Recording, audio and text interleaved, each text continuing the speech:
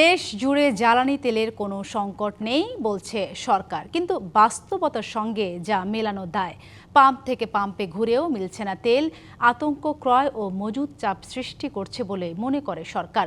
কোনো আশ্বাসেই আশ্বস্ত করা যাচ্ছে না ক্রেতাদের। পাম্পের পরিস্থিতি স্বাভাবিক করতে সেনাবাহিনী মোতায়েনের দাবি তুলেছেন অনেকেই। রাজধানী পেট্রোল পাম্প থেকে জ্বালানি তেলের সর্বশেষ পরিস্থিতি জানাতে রাজধানীর বিমানবন্দর এলাকা থেকে যুক্ত হচ্ছেন সহকর্মী আরিফুল ইসলাম।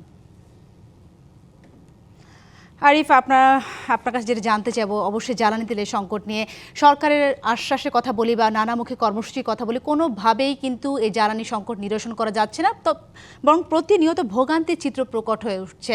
আপনি নিশ্চয়ই পাম্পগুলোতে ঘুরে দেখছেন, সেখানে আজকে জ্বালানি সংকটের চিত্র কেমন দেখতে পাচ্ছেন? কোনো কি অবস্থার উন্নতি হলো? সাথে অবস্থার কোনো উন্নতি হয়নি, কারণ হচ্ছে ঘন্টার পর ঘন্টা লাইনে দাঁড়িয়ে থেকে ভোক্তারা তেল ক্রয় করছেন, সেই চিত্রটা কিন্তু রাজধানীর প্রায় প্রতিটি পাম্পে আমরা ঘুরে দেখেছি। সেই চিত্রটাই কিন্তু দেখেছি। এর পাশাপাশি আমি যদি একটু বলতে চাই যে এই সরকার বারবার কিন্তু বলছেন যে সংকট নেই তেলের, কিন্তু বাস্তব প্রেক্ষাপট বা চিত্র কিন্তু একেবারেই ভিন্ন। প্রতিটা পাম্পেই দীর্ঘ সারি করে লাইন ধরে দাঁড়িয়ে আছে ভোক্তারা তেল নেওয়ার জন্য।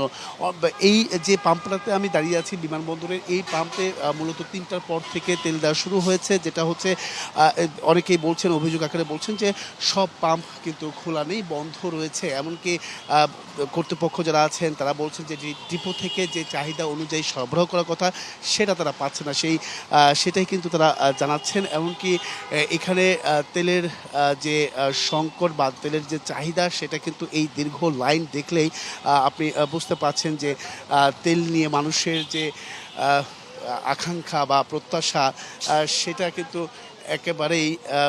একেবারেই সেটা কিন্তু দীর্ঘদিন ধরেই এই ধরনের পরিস্থিতি। আমি একটু জানতে চাই আপনার কাছে যে নগদ নিয়ে এলো হার না মানা হার অফার।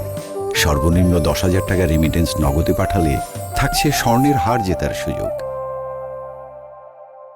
এখন এটা কতটা মানে সত্য বা মিথ্যা সেটা আল্লাহ মাহমুদ ভালো জানেন। কি হচ্ছে আমরা এটা এখন বুঝতে পারতেছি না, কিন্তু আমরা হয়রানি হচ্ছি অনেক।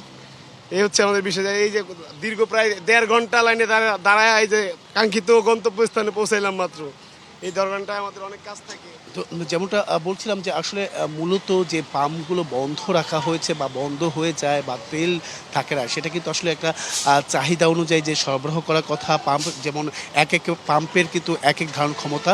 বড় পাম্পগুলোতে প্রায় 30,000 লিটার অকটেন ডিজেল তারা মজুত করে রাখতে পারেন, এমনকি ছোটো পাম্পগুলোতে 10 থেকে 12,000। কিন্তু চাহিদা কিন্তু আসলে একেবারেই অন্যরকম, কারণ চাহিদা ব্যাপক হারে বেড়েছে বিধায় ছোটো ছোটো পাম্পগুলো কিন্তু অল্প সময়ের মধ্যেই তেল পর্যাপ্ত পরিমাণ বা চাহিদা অনুযায়ী কিন্তু দিতে পারছে না, তাই তারা বন্ধ রাখছে। আবার পরবর্তী দিনে সে ডেপো থেকে যে তেল যখন আসবে তখনই আসলে তারা তেল দিতে পারবেন। তো এই বিষয়গুলো আসলে ছিল সাধারণ মানুষের ভোগান্তি, তো আসলে তারা বললেনই। তো এই ছিল এখান থেকে সবশেষ। সাথেই ধন্যবাদ আরিফ আপনাকে।